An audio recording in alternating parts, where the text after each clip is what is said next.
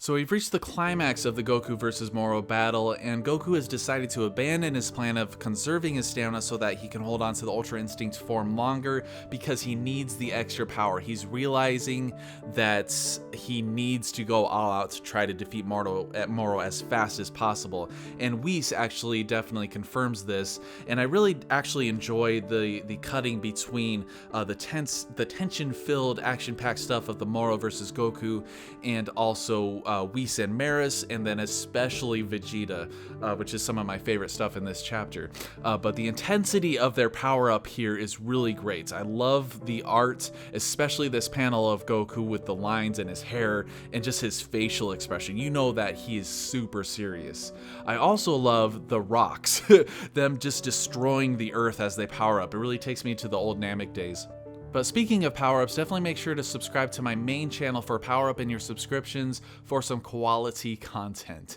So what's interesting about this power-up is it's essentially a power-up aura grapple. Now they do this, but then later on they have an actual grapple lock, which I thought was very interesting. But Goku wins this. Now this is very important as Goku seems to be on top, as Gohan notes here. Now it's nice to cut away to spectators on the sidelines, but in this manga they never ever have anything interesting to say. All they ever do is repeat what's happening that we've already seen, so it's almost pointless to do, you know? But if we notice, Goku kicks Moro, and he's like, you can tell that it hurts him a little bit, but he's not all that fazed by it. But then in the next shot, you see Moro pulling a Broly out on Goku and just starts slamming his ass on the ground.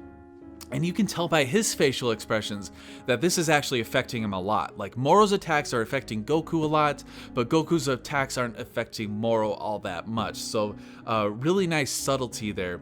But Goku's like, nah, dude, I've been through this again, not again. So he does a really cool like yoga move to get out of it, an Ultra Instinct yoga move. To get out of it, and this is the point when you know that Goku is going to lose.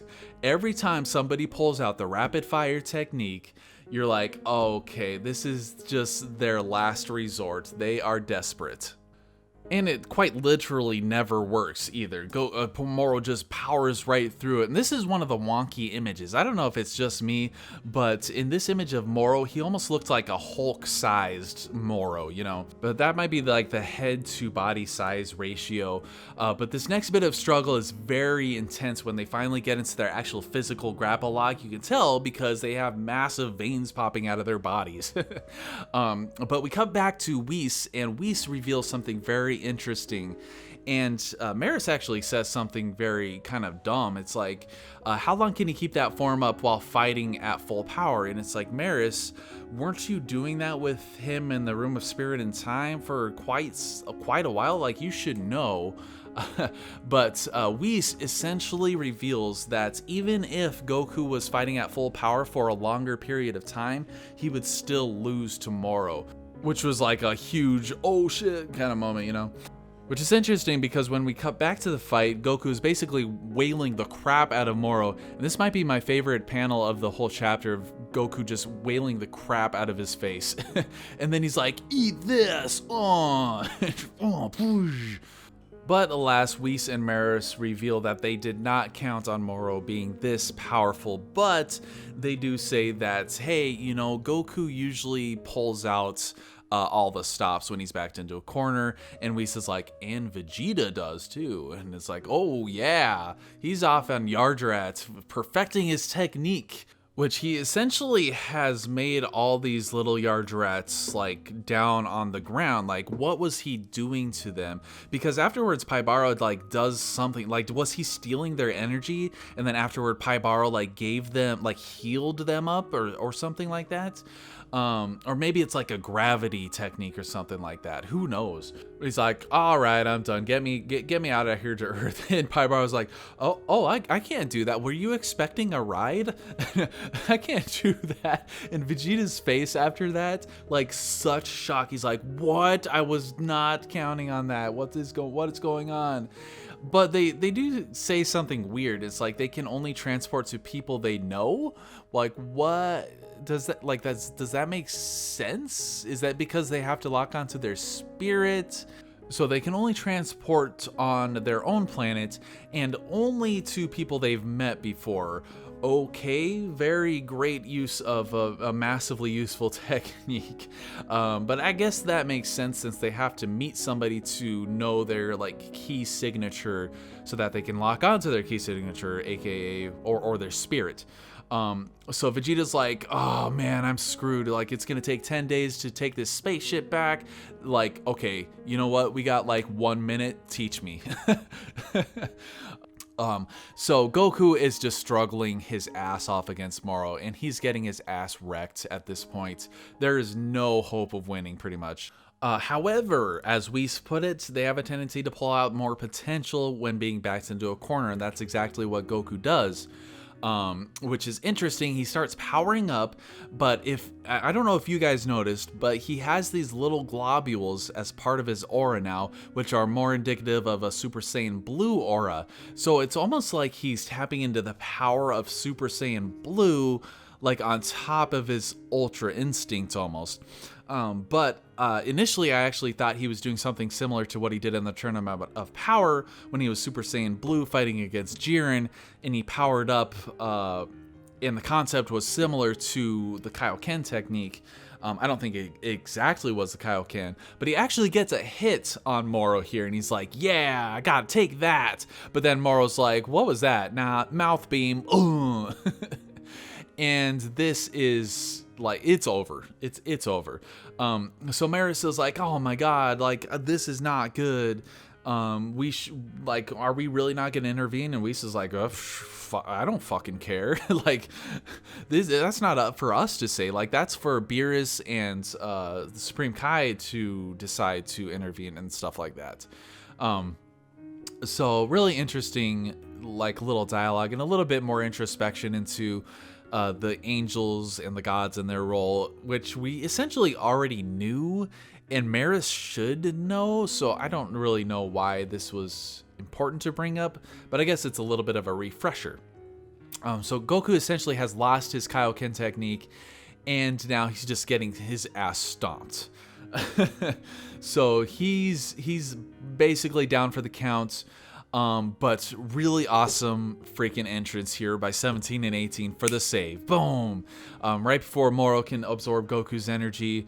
Boom. Like, they stand zero chance against him, but they're still going in for the win. And basically, they're the best ones to distract Moro. I was disappointed that we didn't get a 17 versus Moro battle because Moro's so freaking powerful. 17 can basically do nothing against him. But before we really get into their fight, we get a little bit of leverage from Vegeta trying to learn instant transmission, and he ends up transporting himself into a garbage can. Like, such hilarious stuff. And he's basically foreshadowing that he's never going to use this technique again. So, I mean, it's basically Toyotaro covering his bases. Like, he needs a reason for Paibara and the other Yardrachians to never intervene in the hero stuff again. And he also needs a fast way for Vegeta to come in to save the day. So that is the reasoning. Like, Vegeta has only a minute to learn it. He might be able to pull it off once. So a little bit contrived, but I did enjoy it nonetheless.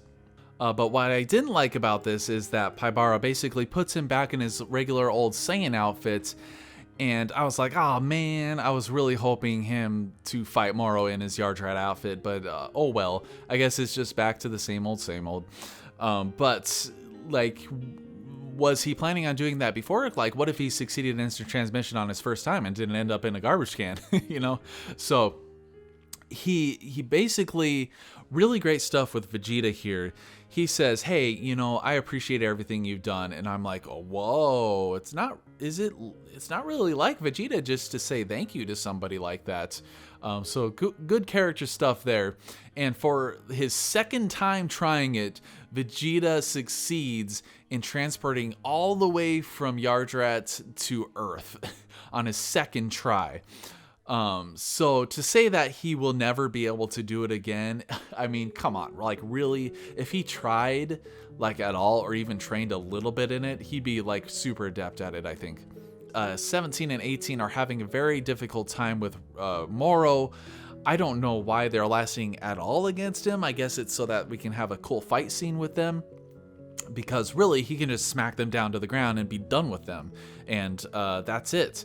But Moro actually says, interestingly, hey, you know, you have a lot of power. Too bad I can't steal it. Like, is he mocking them, or is he really serious about that? Gohan and Piccolo basically notes, hey, we should go in and save, but nah, like we shouldn't go in there recklessly, which actually notes that maybe they'll get involved if they're smart about their tactics. So Vegeta appears with a really awesome heroic angle of him standing above and in front of Goku, just like the hero of the story, which he kind of essentially is. Like, if you pay attention to the early parts of the arc in Namek, he was trying for his like retribution and trying to pay Namek back for like the things he did to them, which was really great.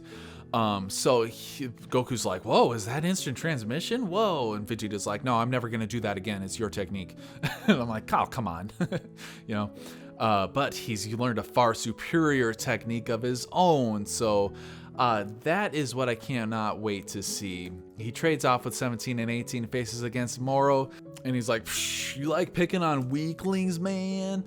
And Moro's like, yeah, well, I guess I got too strong. This is no fun at all. And Vegeta's, well, dude, you know what? Somebody stronger than you is standing right in front of you. Boom, signature Vegeta thumb technique.